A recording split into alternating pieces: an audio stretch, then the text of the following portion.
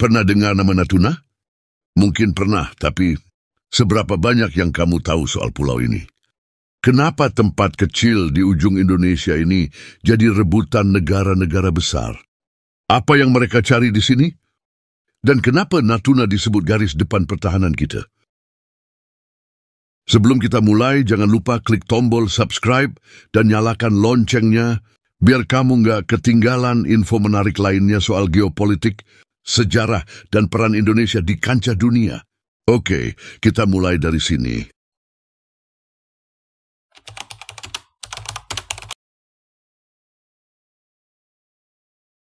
Bayangkan ini, sebuah gugusan pulau yang terletak strategis di Laut Cina Selatan. Natuna bukan cuma pulau kecil di peta, tapi garis depan Indonesia. Kenapa? Karena lokasinya menghadap salah satu jalur perdagangan tersibuk di dunia. Setiap tahunnya, sekitar 30% perdagangan global melewati Laut Cina Selatan. Kapal-kapal tanker minyak, kapal kontainer besar, semuanya melintas di dekat Natuna. Kalau wilayah ini tidak dijaga, bisa-bisa kita kehilangan kendali atas kawasan strategis ini. Dan bukan cuma itu, laut di sekitar Natuna kaya akan sumber daya alam.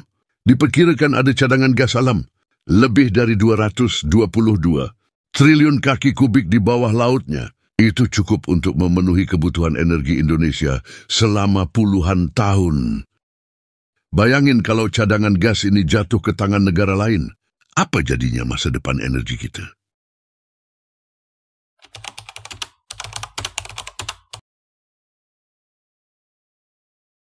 Tapi sebelum kita ngomongin modernisasi dan geopolitik, yuk mundur sebentar ke masa lalu. Kepulauan Natuna sudah jadi bagian Nusantara sejak zaman kerajaan. Nama Natuna bahkan dipercaya berasal dari kata Melayu kuno, Natunai, yang artinya perlindungan. Cocok banget, kan? Pada masa penjajahan Belanda, Natuna sempat dianggap tidak terlalu penting. Tapi begitu ditemukan potensi gas alamnya pada era 1970-an, semua perhatian langsung tertuju ke sana. Bahkan sejak itu, Natuna selalu jadi perbincangan dalam negosiasi batas wilayah dengan negara-negara tetangga.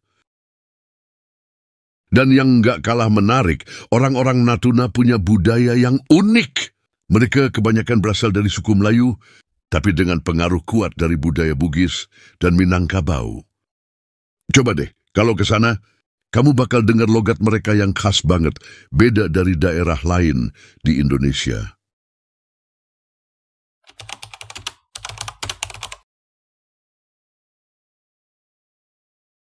Nah, sekarang masuk ke bagian yang lebih panas.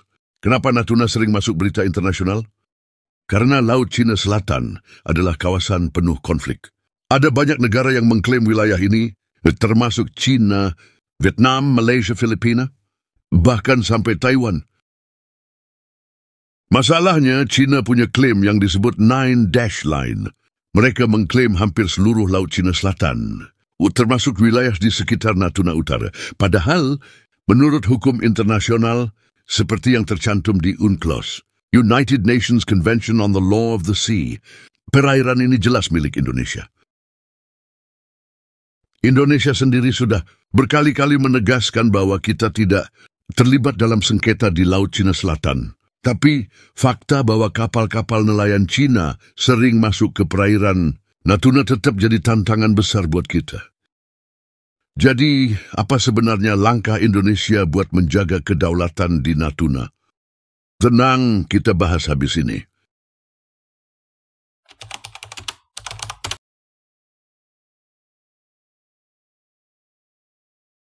Indonesia nggak tinggal diam dong.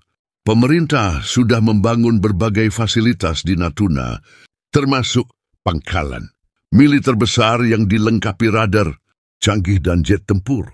Bahkan pada 2020 lalu, kita mengadakan latihan militer besar-besaran di sini untuk menunjukkan kepada dunia bahwa Natuna adalah milik kita. Selain itu, pemerintah juga gencar memperkuat ekonomi lokal dengan membangun pelabuhan, mendorong pariwisata, dan meningkatkan akses transportasi. Natuna jadi lebih mandiri. Salah satu langkah keren lainnya adalah mengirim nelayan-nelayan Indonesia ke perairan Natuna untuk menunjukkan bahwa wilayah ini benar-benar kita kelola. Ini adalah cara diplomasi unik yang sering disebut sebagai soft power.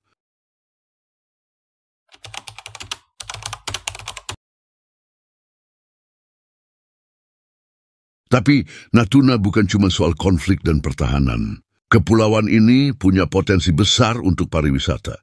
Bayangkan pulau-pulau kecil dengan pasir putih, air laut sebening kaca, dan terumbu karang yang masih perawan.